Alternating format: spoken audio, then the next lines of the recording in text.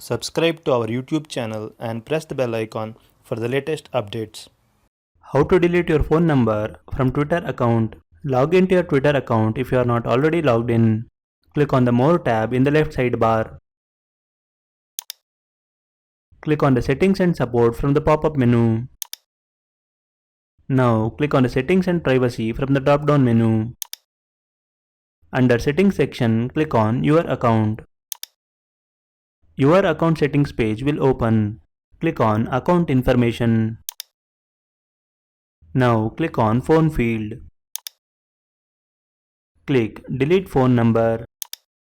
Click Delete again to confirm. That's it, your phone number has been deleted. This is how you can delete your phone number from Twitter account. Thank you for watching.